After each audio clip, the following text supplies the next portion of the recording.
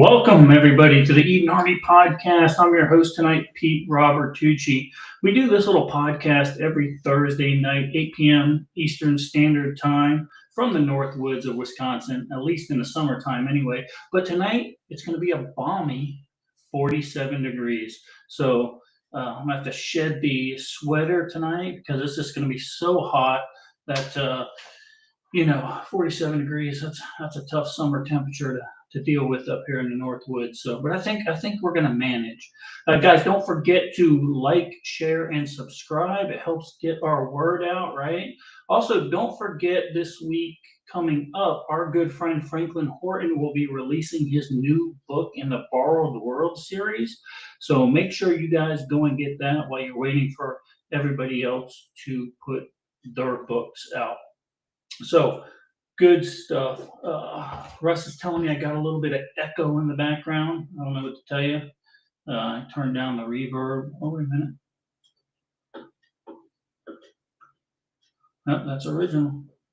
That's the original one right there. But, okay, we're going to go with it. Hey, Agnes, it is blowing up over there on kick.com. Got Agnes EA1's over there. Patrick 7. Battle Gnome made it.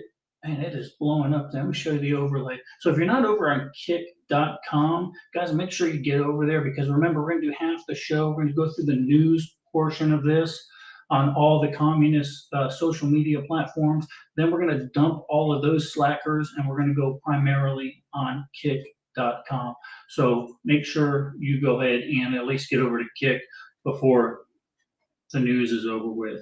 I'd also like to start off by thanking our resubscribers. Ericoy Plinskin 86, 2 months as a subscriber. Larry Dials made it 16 months. Bullshite is in double digits at 10 months straight. Koala 95 made it a full year, and Guy is at 14 months. So thank you guys very much for that resubscription. We certainly appreciate that.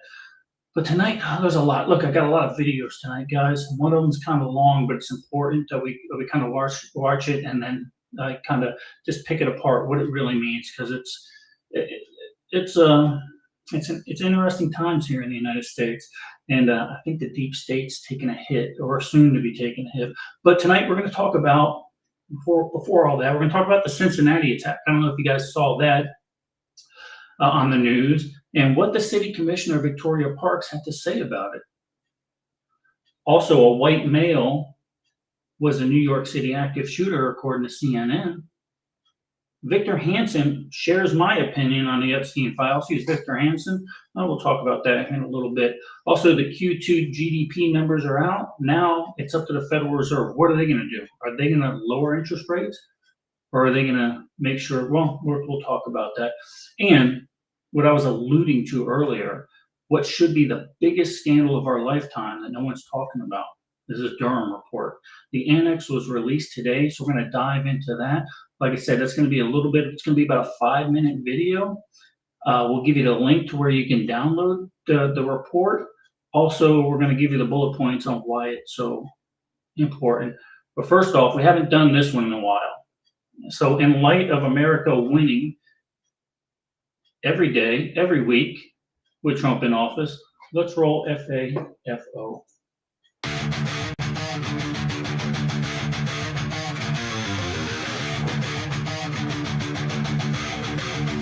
You fucker!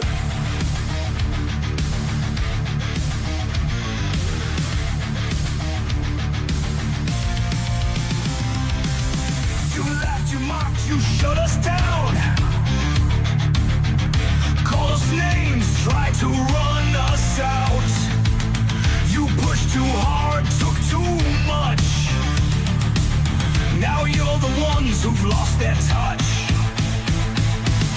You rigged the game, you changed the rules. Gaslit the world, played us for fools. But tides have turned, the storm is near. Cry all you want, we're still here. Faithful, fuck around and find out. You tried to rule, but your time ran out. Faithful.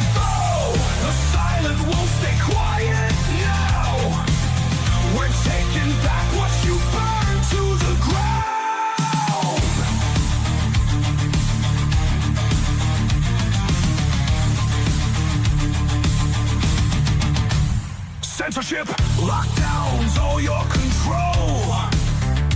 Built your throne on a house of gold. Now you panic, now you cry. Tears don't work, truth don't lie. The games are done, the mask fell off. No more lies, we've had enough. You played with fire, now taste the flame.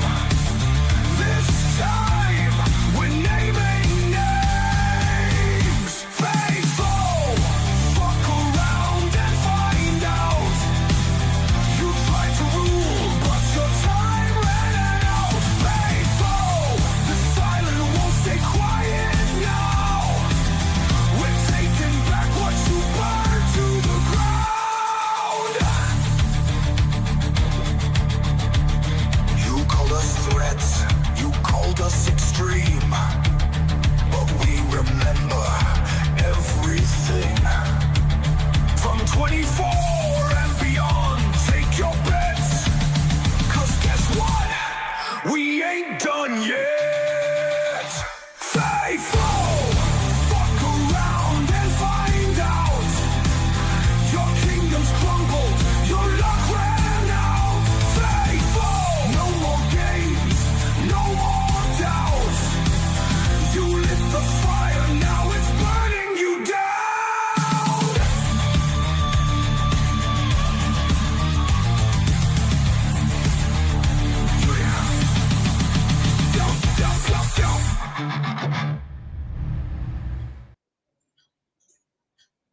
There you go. Let's bring in Russ Sawyer here. What's up, my brother? Hey, I don't know. Someone's in chat. I don't know who Black Hammer 406 is. I like it though. It's a cool name. 406 is Montana area code because it could be either, it could possibly be one of my two sons or my brother-in-law. So, I like it. Black Hammer. And that's who it is. Black Hammer. You got to say it right. Whatever. So yeah. So weather has changed, Russ. It's going to be a little chilly tonight. 47 It was a degrees. little chilly this morning. Yeah, we got down at 50 something here in the writing shack. So tomorrow's going to be even worse, I think. So I think we're going to survive it though. Yeah. Javi just showed up over there in chat, and Kick Chat, folks, is absolutely blowing up. They're off the chain over there already. Yeah, let's. Who was asking? Somebody was asking how to subscribe, guys. All you gotta do is Patrick. Yeah, hold on. Let me type in this link real quick. Don't have to wait for Botrix. I can't do it. We'll just wait till Botrix comes up, or we'll throw that. I'll send something out. Yeah, it doesn't matter. It's not a big deal. Javi made it. Rev, you made it in time. Man Crush, Kelly made it. Yeah, I don't think if he's on his phone, he won't be able to scan that, unfortunately.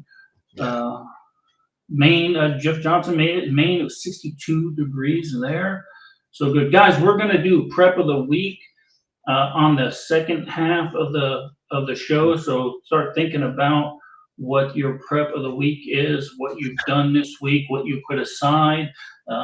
Christy says she's sweating her petunias off down there in Florida. It's 100 plus degrees. Rev says it's 95.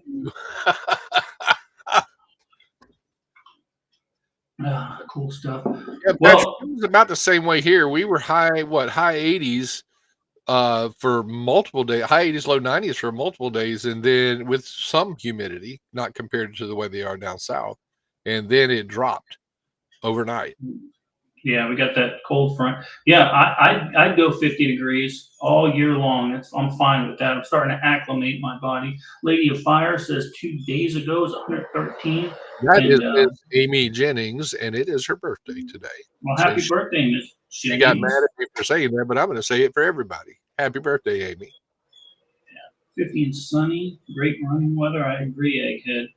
Guys, look, let's jump into the news because we've got a lot of stuff going on here. The first thing I want to talk about is CNN's interpretation of what a white male is.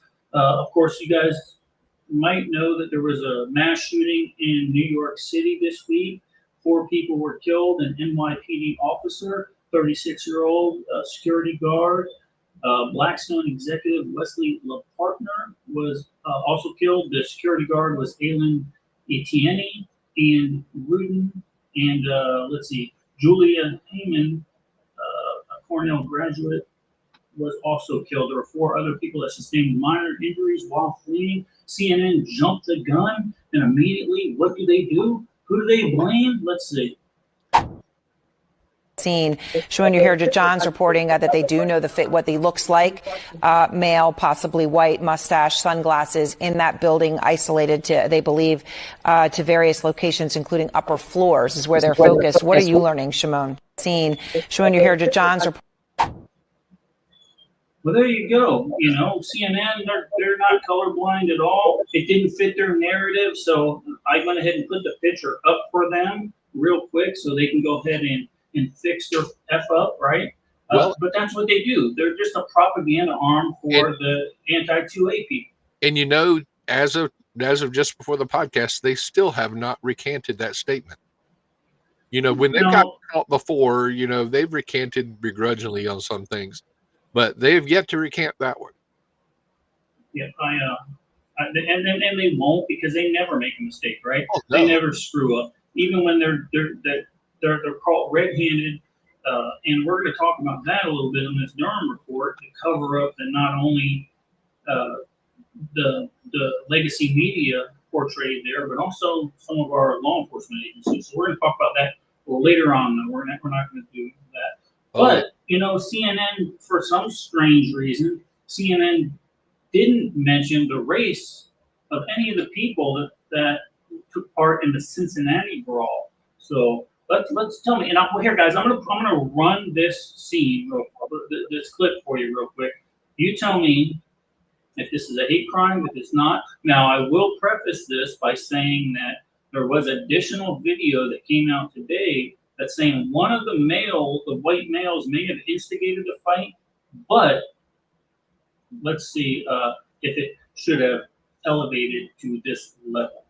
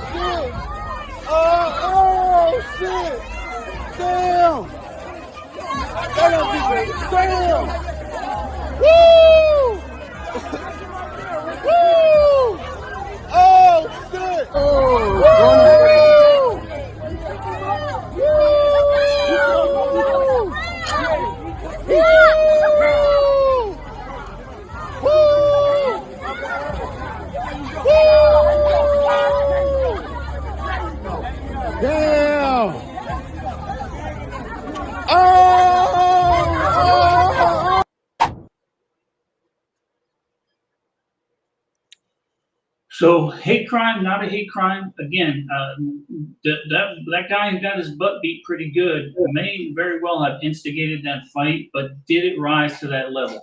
Here's the thing: if that was a self-defense situation, if somebody came up to me with a little pebble and threw it at me, and I shot them deader than hell, I would have escalated it too heavily, right? I would go to jail for that.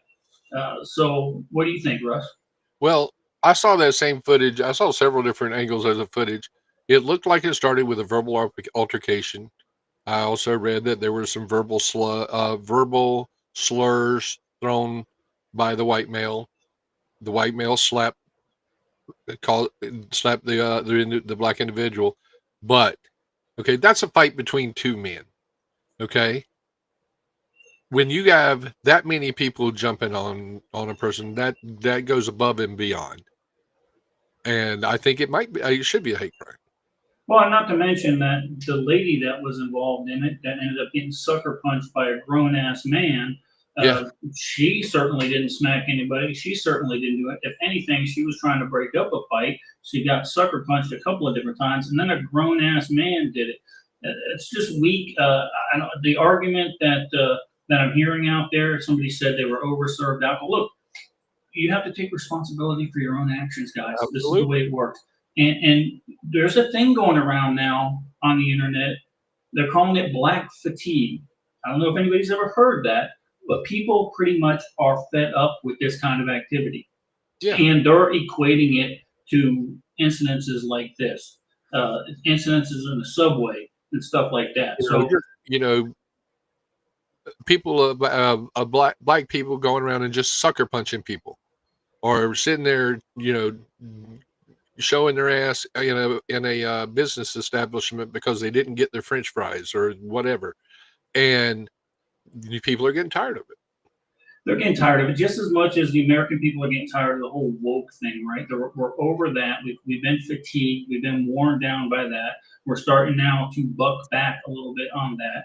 And now we're starting to see some of this type of activity really, really starting to get under the skin of some of the American people. So we're going to see exactly what goes on there. And you're right, Patrick, and you can never assume it's ever going to be in this day and age with anybody a one-on-one fight. It's not going to happen. More than likely, it's not going to happen.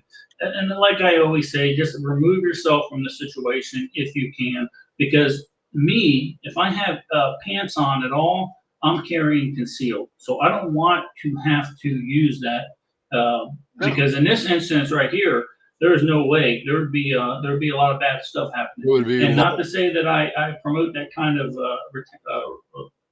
reaction, but in fear for look, my life.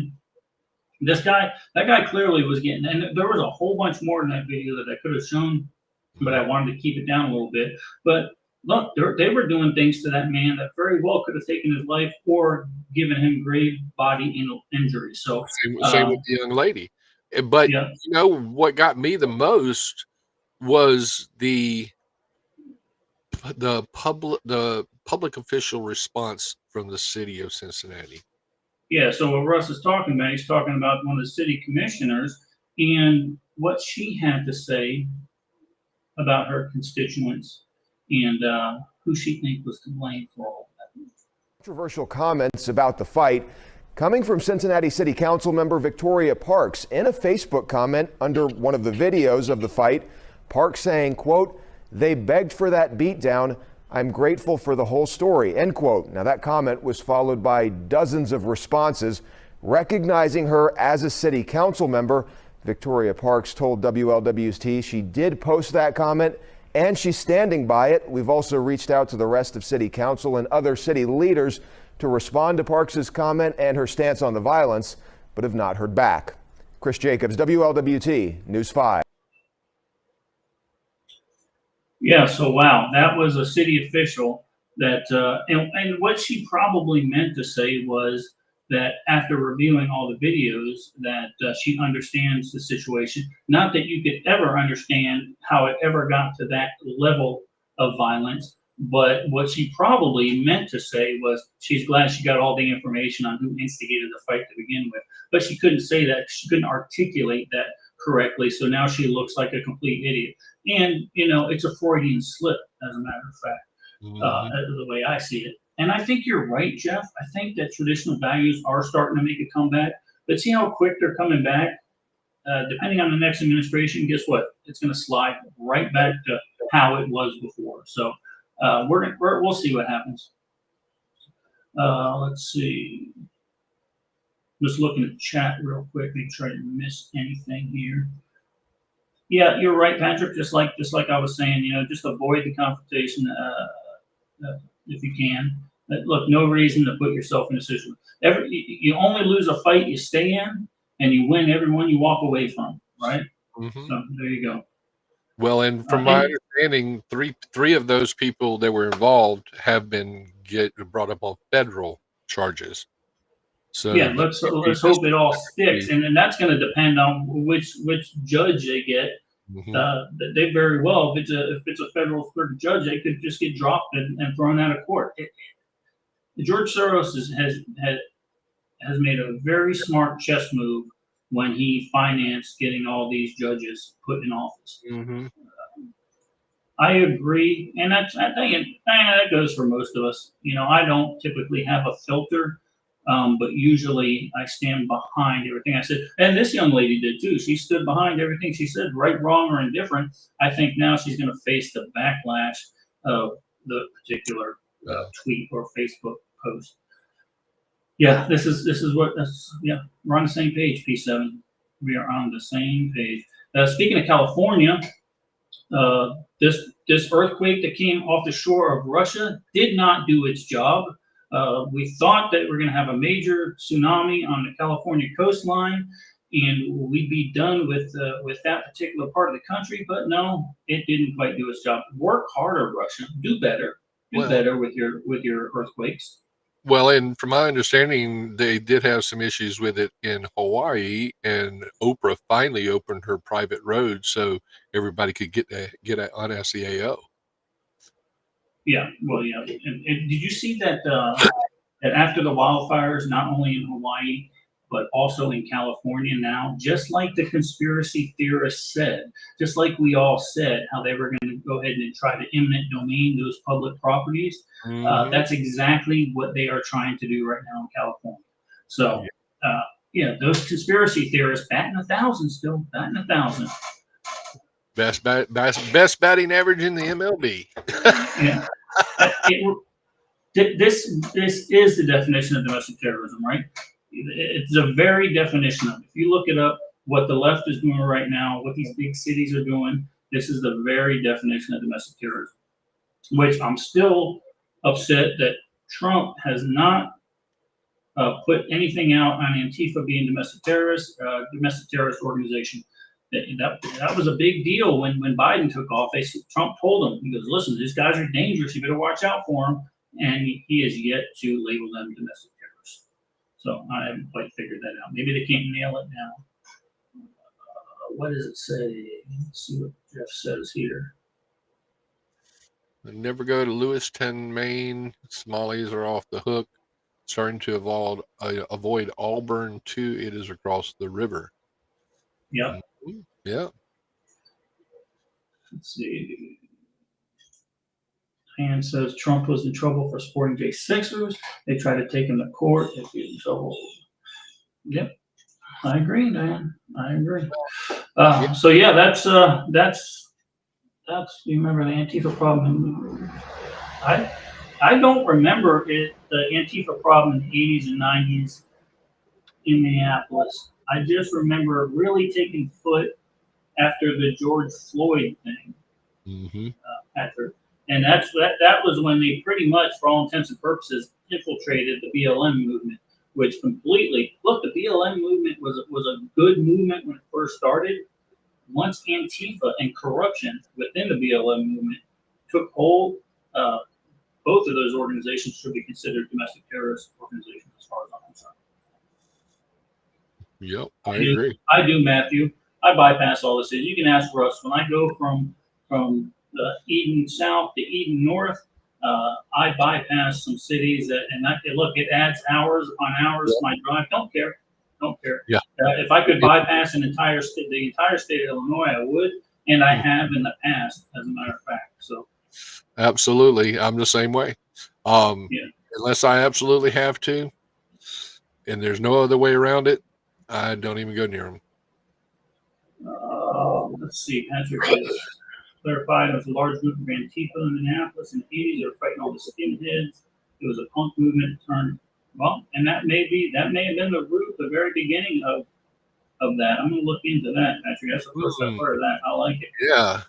And Patrick has put another random history fact that I did not know. I'm going to pop this up on the screen. The Dachau concentration camp was initially built to house Antifa in the early 1930s. I think I didn't mean to source on that one, Patrick. I'd love to do some research on that one. I mean, they're calling Alligator Alcatraz a concentration camp. Maybe that's something, Patrick, we can consider going ahead and getting those leftist anarchists over to and South Florida.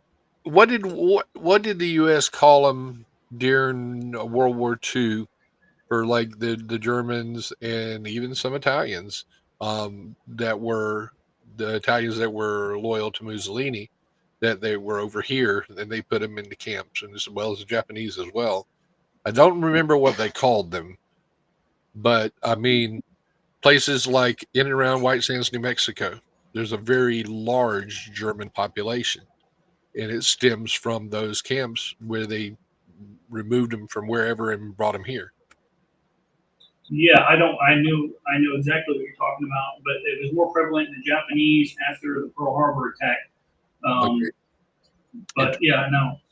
Kelly says he can Thank find you, the internment camps. Yep. Yeah, exactly. Cool. So look, guys, I hate to even mention this, but it's what everyone's talking about. It's these damn Epstein files. Now you know my position on the Epstein files. I get it. I understand. But I'm not the only one that shares that opinion. I'm going to go ahead and run this clip. This is Victor Hansen. He's a podcaster, a businessman that was prevalent in New York City, and he has a little bit to say, and we're kind of on the same wavelength here. He's asked about it, instead of saying the Democrats, remember, had people on there like Bill Clinton and that were mentioned, and Bill Gates, and they did not, I want to repeat that, they did not want to release anything under Merrick Garland. They could have done this. It could have been all over by now. And second, if they had one iota, they had to make up an entire fake dossier about Trump just to get him urinating on a prostitute's bed in Moscow. That shows you how desperate they were for that fantasy. If they had one little bit on Donald Trump and Epstein, they would have released it. You can guarantee it. It would have been leaked like James Comey leaked everything else, and it didn't. So what Trump should do, I think he should just say, we're going to let it all out, and I trust the American people will eventually come to a sober and judicious conclusion. As for me, I, as a New York business person, met all kinds of people. I met Diddy. I met everybody. Some were good, some were bad, some I didn't know any about. I kicked him out of Mar-a-Lago when he came over, when I found out he was inappropriately touching a friend's daughter. And more importantly, I did this before he was indicted and convicted twice. So I didn't know what his actual status was. When I did know, I was done with him. But if you're asking me, why did I even know the guy, or because I knew everybody, and that's the type of business that you do in New York and Manhattan. Yeah, so almost the same type of thing I was talking about, right? And the only thing I disagree with Mr. Hansen on is I think that they are going to sit on this, first of all, throughout these news cycles, because there's bigger news out there, regardless of what CNN or MSNBC or ABC wants to talk about, what we're going to talk about. But there's bigger news in this news cycle, and I think it's going to wait till after midterms, because I think the Republicans are implicated. I think Trump's going to release it after midterms, after the Republicans are seated, so they can do a runoff election after midterms to replace the seats of the people that are going to have to retire in shame and maybe do jail time. What do you think, Russ? I can see that. I mean, we've always said that Trump plays 4D chess, and that sounds like a 4D move to me. I mean, I've always said, and you know, that he would release it like right before or when they start building up to it to make sure they get more Republican seats. But I'm kind of digging that idea that he's going to release it as soon as everybody gets seated. Jeff, I threw this out there a couple of weeks ago. I don't know if you were on or not. I don't disagree that that could potentially be the truth. I think it could have been an Israeli op. I think it could have been in collusion with the CIA. I don't know. And if you had that kind of information on the largest nation in the world, the most powerful nation in the world, then guess what? You can go conduct a war in the Middle East and not get too much backlash. Yeah. Right? Right? It could happen. Sandy says she's with you on the timing. It just makes sense. It does. And Terry, I 100% agree with you here. You don't say you're going to do it and then sit on it forever. If you make a campaign promise, let it out, let the chips fall where they may. I agree with that. Yeah. Good. Very cool. That's what they're trying so hard not to screw up midterms. Yeah, I think you're right. And CNN is throwing that out there that the GOP now, the supporters are splitting over this Epstein thing. I agree with that to a certain point, but I don't think they're splitting enough to vote for the lunatics on the left. I don't either. I don't think they're doing it. Now, if Elon Musk decides he's going to run that third party, that could be problematic for the GOP, because those people that are pissed off about the Epstein Files are damn sure going to go to that Musk party. So a little validity there. Our viewers are so friggin' smart. They are. Yeah. Jeff goes on to say that Maxwell's dad was a Mossad agent. That's a proven fact. I'm not discounting that argument that it could be some type of time will tell, or time won't tell. Who knows? But let's see. Did you get rid of that? I'll delete that. Yep, that's where we're at. And Okay, man, the next topic here just really keeps ticking me off. There's zero reason. I mean, let me rephrase that. I kind of understand their reasoning, but the numbers don't lie. The numbers are, and what Russ is talking about is the GDP that came out yesterday for Q2 came out to be 3%. Now the Democrats are saying, no, that's not true. That's a skewed number. It's only 1.2%. Whatever. If it had been their numbers, it'd have been 5%. Exactly. So the Fed chair is still refusing to lower interest rate, claiming that he's still concerned over inflation. Inflation now is nearly at an all-time low, and he's worried that the tariffs are going to have an effect on the economy. Even though it's already been, they were whining about tariffs the day this guy got put in office and said he was going to tax the hell out of the world, right? They were worried about that. They said it's going to crash the economy. Stock market's at an all-time high. S&P's at an all-time high. Bitcoin right now is predicted to go to 250,000 by the end of the year. And with some speculating that it will make $1 million. I don't know about all that, but what I'm telling you is the American economy, it may be a bubble, I don't know. But right now, everybody's 401k is looking pretty darn good. And it's because of what Trump is doing in office right now. So I'm going to go ahead and run this clip. With more, Rich. Hey, good afternoon, Trace. Well, President Trump has been publicly lobbying the Fed Chair, Jerome Powell, to cut interest rates for some time. He did so just 20 minutes ago here in the Oval Office at a bill signing, but thus far he did not get the outcome that he wanted. It'll be interesting to see what some of the justification is behind it from Powell as we get that news conference in less than a half hour here. But the president is arguing the Fed's target interest rate is just keeping rates too high, making borrowing money too expensive for American consumers, and they're holding back the economy. Powell has said there are still concerns about inflation, and a rate cut now could lead to higher prices. The Fed chair will explain this all in the next half hour or so. A new report this morning showed the U.S. economy grew more than expected in the spring and early summer. And hours ahead of the Federal Open Market Committee's meeting this afternoon, the president wrote, quote, second quarter GDP out 3%, way better than expected. Too late, must now lower the rate, no inflation, let people buy and refinance their homes. Too late is the president's name for Jerome Powell. Last week, the president visited Powell at the Federal Reserve's headquarters here in D.C. to inspect its multi-billion-dollar renovation. The president says while he was there, he did talk interest rates with the Fed chair. Now, the president has said he doesn't think firing Powell is necessary.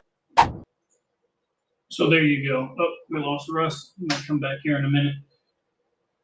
He might have just lost the video. He pops and there he goes. So why is it important? Why is it important that the Fed chair drops down the interest rates? It's important for a few reasons. Homeowners given the opportunity to refinance their houses. These people that have a rolling interest rate on their credit cards or their short-term mortgages are getting their asses handed to them right now. That's stagnant in the economy as it is. So if you are releasing more money that people are able to buy a house, buy new cars, do this, pay off their credit card bills, then that makes the economy look that much better. So why is the Fed chair holding it back? Well, I'm sure the banks don't want them to lower interest rates. Nope, they sure don't. And yeah, exactly. Because it'll make a freaking killing. You know, homeowners that have a decent interest rate aren't willing to sell, which drives the housing market down. You know, and you know, they can't build houses because the material cost is still too high, and they're shorting 2x4s now. I saw that the other day. Some dude contracted for 30 years, bought standard 2x8, 2x4x8, 2x4s, and they were at 92 inches or 94 inches instead of 96. Yeah, so that guy, first of all, whoever that contractor is, fire him, because those are studs. Javi, back me up in here. Those are for the stud walls, right? Those aren't for the standard the 8-footers. Those are for your stud walls. Javi taught me that. Because why? Because you have a footer and a header above it that takes up the extra 3 inches. Javi, I listen to you, Javi, whenever you teach me this building stuff, right? But I did see somebody finally, some millennial or some gen whatever, he did a viral TikTok video. He says they're selling us 2x4s and they're not 2x4s. They're 1.5 inches by, like this is new. Like 3.5. That's been like that for years. Yeah, just stop it. Javi agrees with me. Javi, I'm a good apprentice. Thank you for teaching me that. Javi agrees with me there on the standard links there. Good stuff. I'll get rid of that one. Ma Weatherman's in the house. Good to see you, Ma. Got a packed house in the kick. A lot of people. Man, I'm telling you, 36 people watching over there right now. We're in 43 total. I like it. Now, guys, listen, this video. Wait, no, Jeff said something earlier that I want to reference. Let me find it, Jeff. Hold on. Good point. Printed the trillions. Is that the one? No. I'm looking for it, Jeff. Let me tell you. They print trillions of dollars. No. Basically, he says, here we go. There's a little bit to be said for that, what you're saying. But what it's doing in the short term is hurting these people that are trying to borrow money. These first-time homeowners that want these younger kids. Kids like my daughter's age, 22, 23, they got a little nest egg set aside and they want to buy a house or a condo. They're not able to buy their first starter homes with these ridiculous interest rates. Now, if I had Russ's money, I would just buy it right out, and then that way she wouldn't have to worry about a bank. But shit, I'm not. I'm just out here pimping books. Yeah. Speaking of books, guys, on my monologue, you did hear that Franklin Horton is coming out with his new book in the Borrowed World series. That's on August 6th. So make sure you show him some love. He's been a good friend to me and to all of us. And plus, he's just the best in the business when it comes to post-apocalyptic writing and stuff like that. So good stuff. And congratulations, Mr. Franklin Horton. And I'm sure he'll be pumping another one out within like 2 months, as I'm trying to get done with Birchwood Barney too. Yep, absolutely. All right, guys, listen. This next video is long. I may interrupt it a little bit. I may put us to the side. I may pause it. But this is the biggest scandal in our lifetime right now. This Durham report and what the FBI and the CIA and the Clinton candidacy did to Donald Trump should be the biggest scandal in our lifetime. So I'm going to run it, and what I'm actually going to do is I'm going to put us. Some breaking news right now in this Russia matter that started 10 years ago in Washington, D.C. At the moment, newly declassified documents have been made public. These are from the Durham report. How much additional light will be learned about the origins of the Trump-Russia investigation is something we are trying to find out. Republican Senator Chuck Grassley is here. He chairs the Senate Judiciary Committee. And Senator, thank you for your time today. Want to know what you learned? I just want our audience to know that apparently Based on my reading of it, these documents were stored in an annex. I don't know where that is or who oversees it. And they were being kept in burn bags, which I assume is material that's set to be incinerated. What's the truth? What's happening? What did you see in the documents? Well, you see, you're bringing attention to the burn bag to me for the first time, and I'll leave that up to the FBI to describe, but I think it's evidence of the great depth that the deep state will go to cover up weaponization that was going on in the FBI and the executive branch of government generally under the Obama administration. And I want to thank Kash Patel of the FBI and Pan Bondi, our Attorney General, for releasing these documents, because after 8 years, and it took us 3 years to get this information, but after 8 years, I think we need maximum transparency on all the schemes. We pause it right there. What was the first thing Democrats were worried about? What were they complaining about most when Trump took office? What were they were worried about? Retaliation, right? They were worried about weaponization of the FBI to go after them. That's exactly what this is what the Democrats do time and time again. They do what they blame the Republicans for doing. And then somehow it's like it's new to them. No, they do it time after time after time after time. They weaponize the DOJ. They weaponize the FBI. The CIA was made aware that this was false information. They turned a blind eye to it, and I'll talk about it. Because if you scan that QR code up there, that'll get you right to the report. You can read it yourself. Don't take my word for it. But I'll hit the bullet points of what's in that 24-page document. Go ahead, Bruce. Yeah. Now, Patrick said, had an interesting comment over there in the in chat. He says this whole burn bag thing is wild. I would assume they must have caught somebody right before they burned him. I don't think so, Patrick. Here's what I think. I think that they were told back in 2015 or whenever all this was happening to get rid of everything. And the way they get rid of classified documents and stuff is use burn bags. And somebody took it upon themselves to like, you know what? I'm not going to burn these. I'm just going to stash them away in case we need to have this for our own personal protection so we don't get Clintoned or get Epsteined, But that's my take on that in regards to the burn bags. Because, I've used them in the military. We've had to burn classified material before, and we use burn bags. Yeah, using burn bags is not an uncommon practice at the FBI. And I watched a report today, or an interview today on an FBI agent who had left the FBI during this time because of how corrupt they were. And she says, no, look, we used to burn stuff all the time. This is nothing new. She goes, the reason I think those documents never got burned is because the FBI was so inept and lazy. She thinks that someone just put it in the room and figured somebody else was going to go burn it, but that's how inept they are. They just sat around in that room for friggin' 8 years, and people didn't even know. So who knows? That were going on 10 years ago to either stop Trump from being elected or after he was elected to ruin his presidency. And that's what this Durham report is all about. And it gives information that Comey FBI had 8-10 years ago.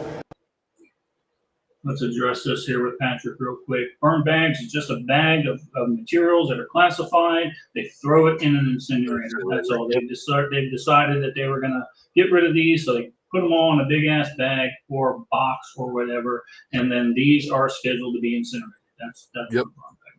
What That they never followed up on, and it actually brings attention to the fact that there was either a Clinton conspiracy to make this happen, or a Russian disinformation. But either way, it was an attempt to stop Trump, and it also proves that the FBI had a hand in it.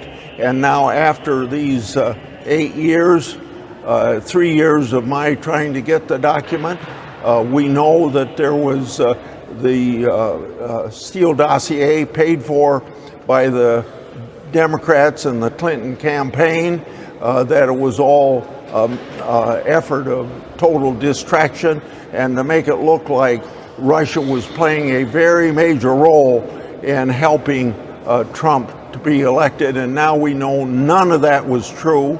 And now with this Durham report annex out, it finally proves that the FBI was covering up. Wow. Okay, here is what we've got from a source with Fox Digital. Let me go ahead and read this statement. It just came in. Ultimately, the release of the classified annex will lend more credibility to the assertion that there was a coordinated plan inside the U.S. government to help the Clinton campaign stir up controversy connecting Trump to Russia. You essentially just said that, Senator. That's what I heard from your answer. Sir, is there a smoking gun in this? Well, I think the smoking gun kind of dovetails in with things that Tulsi Gabbard has put out in the recent 2 weeks, and things that we had with the Crossfire Hurricane Index that I released a couple weeks ago. Kind of all dovetails into the same thing, but it gets back to the fact that whether you have a Republican or Democrat administration, that there's cover-up, and we shouldn't have transparency, or the public's business ought to be public, and what the FBI does ought to be public as long as their investigations are done. Or if they aren't investigating, if they aren't doing their job, then it should be exposed, and this Durham Annex exposes that. Okay, So John Brennan and James Clapper tried to get ahead of this story because they've got an op-ed already today in the New York Times. The headline reads, "Let's set the record straight on Russia in 2016." And underneath it says, "We find it deeply regrettable the administration continues to perpetuate the fictitious narrative that Russia did not interfere in the 2016 election." They say the focus should instead be on the fact that Russia routinely meddles in our national elections. What would you say to those two men today? I think that they have been in the news so often recently, and along with Comey, of trying to information out that they've been in the center of all this conspiracy, that they're trying to cover their hind end. That's all I can say about that.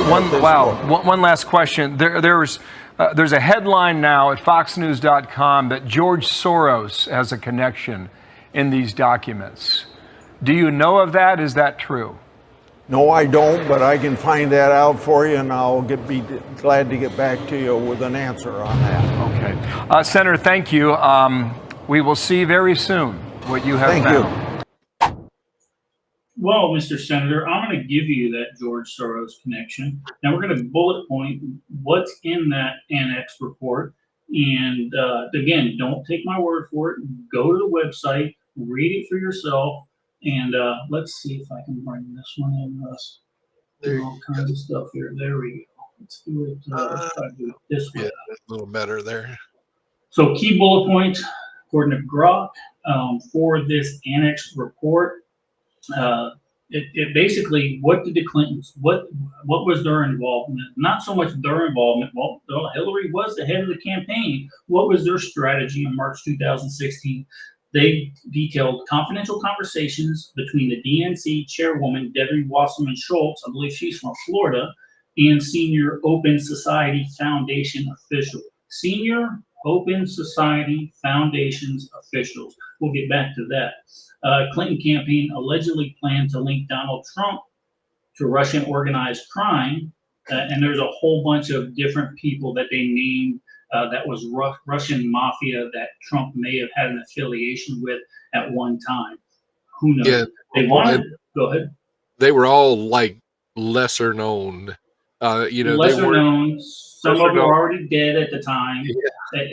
They were grasping for straws. This was a dossier that was put out, remember, and funded by the DNC. Let's not forget that. And it was at a time to discredit Trump and his members. Guys, they spied on his campaign, okay, based on this information, okay, based on him being a Russian asset. That's what they do. The FBI and the CIA knew this was misinformation. They failed to investigate it, which makes them complacent, makes them a part of the scandal, and they failed to come out and say, look, and this has no validity. Okay, this is weaponization right here of national resources.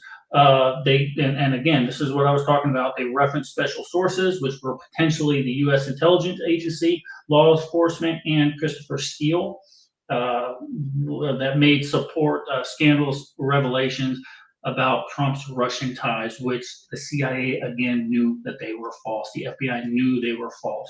And they at one point said this could potentially be Russian misinformation put out on purpose by the Russians to say that they were tied with Trump, because guess what? They did not want Trump to be elected. So how did the FBI handle it? In 2016, they knew of Clinton's campaign plan, but failed to investigate it and failed to verify it. This annex criticizes the FBI's Crossfire Hurricane investigation, like this senator says, for relying on unverified sources, notably the Steele dossier, which was funded by the DNC. Look, I'll put a dossier out. I'll say that Pete's books are the best ever, and everybody has to read them, because otherwise you're just not into post-apocalypse. You're not a fan of post. Look, I'll write whatever the hell I want if I pay for that. That doesn't make it fact, right? It doesn't make it. But they took it all as fact for something that they funded themselves. It's a scandal. Obama, what did Obama know? That John Brennan briefed President Obama and Biden at the time, James Comey from the FBI, and Attorney General Loretta Lynch, remember her, and others, about Clinton's campaign alleged plans to tie Trump to the Russians. So, and, I read something on that tonight. Obama was one of the ones that said supposedly don't release it, don't do this, because he didn't want to tarnish his legacy. It's tarnished because he turned a blind eye to it, which basically makes him a part of the scandal. He didn't say, he might have said, listen, guys, this might not be a good idea. And the Clintons might have said, no, this is our campaign, we're going to do it anyway. But guess what? You didn't bring it out to public light. You wanted the power of the Democratic Party and that seat, as opposed to what was right for the American people. So Barack Obama is just as much at fault than anybody else listed on there. Now, what is Soros' involvement with this? Guess what? He is one of the main contributors to the Open Society Foundation. Now, he's not one of the officials, but he gives a huge amount of money to this particular organization. And they were involved with discussions with Wasserman Schultz about this dossier and this fake information. So they were verifying. So Soros-funded organization was verifying a dossier that was paid for by the DNC, the Steele dossier. It's ridiculous. Let's see. Durham's Finance says that the annex aligns with Special Counsel John Durham's 2023 report, who criticized the FBI's handling of Crossfire Hurricane. Remember, now we're going to go raid Mar-a-Lago. We're going to do this. We're going to do that. We're going to really just put the screws to Trump to make now his administration and his presidency, his legacy, look bad. And that included the unverified Steele dossier, which we talked about, and the CIA's assessment that this was an unverified source. Grassley claims, it's one of the biggest political scandals and a cover-up in American history, and you're not hearing about it on CNN. All you're hearing about is why are we just staying in the past? Let's look toward the future. Well, Democrats, give us a plan for the future. Maybe we'll do that. Otherwise, we're going to uncover your scandalous activity for the last friggin' 9 years now. So those are the bullet points of that. Please, again, go read them for yourself. Don't take my word for it. Go read them for yourself. What's your thoughts on all that, Russ? I read through it. A lot of stuff in this redacted names and stuff like that, which I understand, especially because they could be possible whistleblowers and stuff that are showing this type of information. I agree with Jeff. Tulsi's stuff that she dropped said he was in the room. And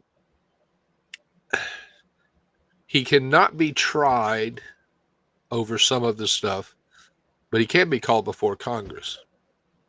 And even though he has presidential immunity, if he lies to Congress, and it comes to light that he lied to Congress, he can then be charged there. Yeah, I mean, it's not there. First of all, they will never bring him in front of Congress because Trump doesn't want that precedent, first of all. That's not going to happen. He's already said that.